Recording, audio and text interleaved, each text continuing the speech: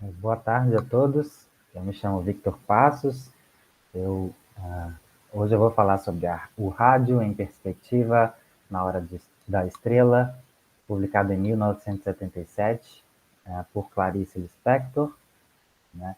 Eu me chamo Victor Augusto da Costa Passos. A orientadora é a professora doutora Joelma Santana Siqueira. Ela é docente pelo Departamento de Letras da Universidade Federal de Viçosa.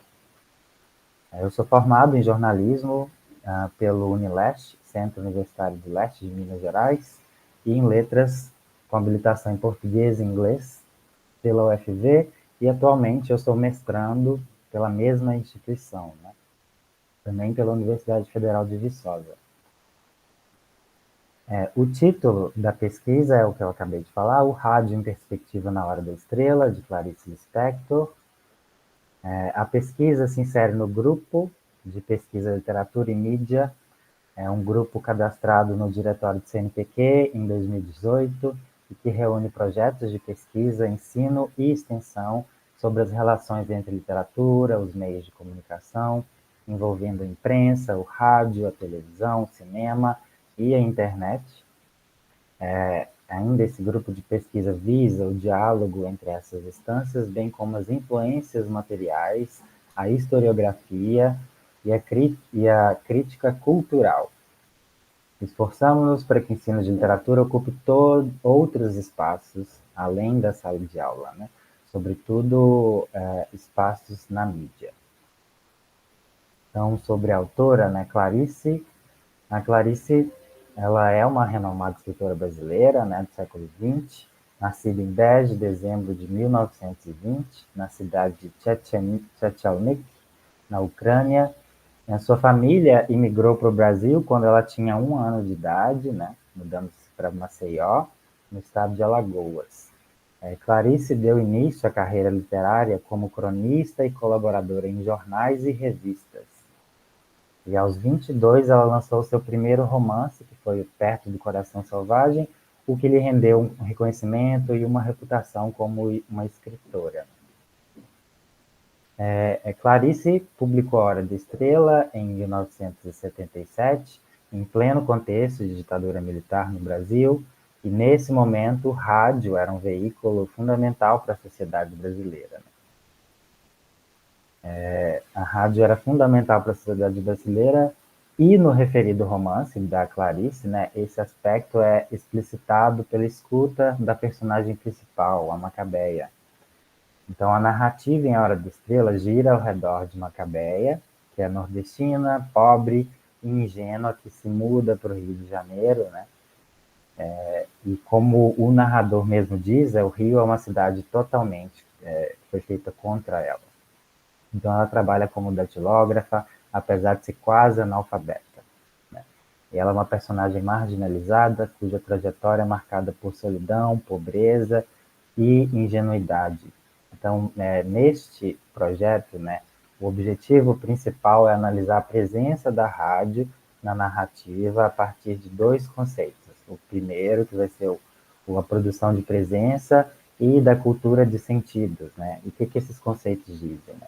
Eles apontam para eventos e processos que se iniciam ou se intensificam com o impacto dos objetos presentes sobre os corpos humanos, né? Então, o efeito direto que essa rádio-relógio tem sobre a personagem principal, que é a Macabeia. Esses conceitos foram propostos por Hans Gumbrecht. Então, a gente se detém nessa versão de Macabeia, né, pela essa produção de presença, e na cultura dos sentidos, né, a gente estabelece uma análise entre a programação da rádio fictícia, né, e a narrativa.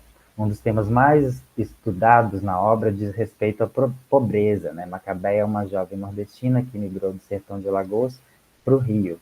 Então, a despeito da importância dos estudos já realizados sobre a obra, a presente pesquisa busca preencher essa lacuna sobre o papel da rádio-relógio na narrativa, tendo em vista esse diálogo com o rádio como meio de comunicação de massa, né?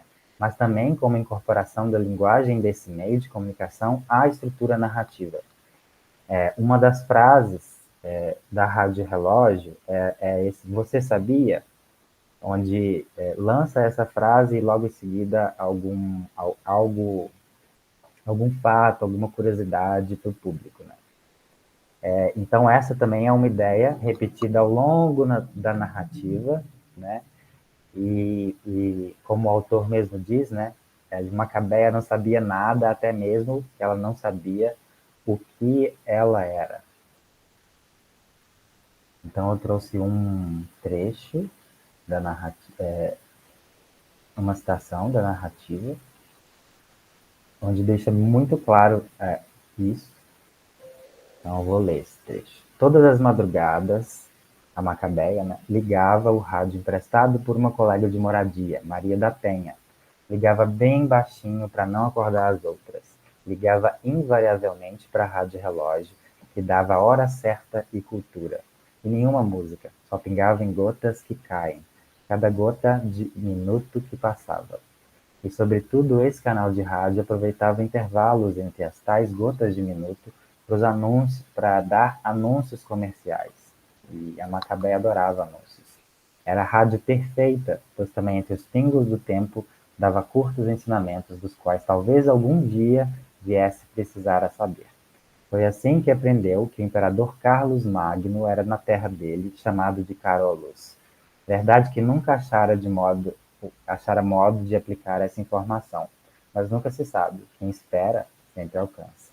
Ouvira também a informação de que o único animal que não. Enfim, aqui a citação continua.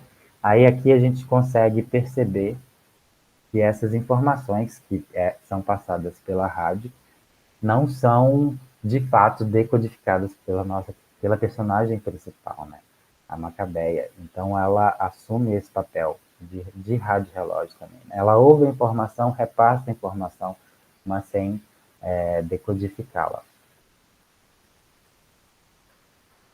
É isso. Muito obrigado pela atenção de todos.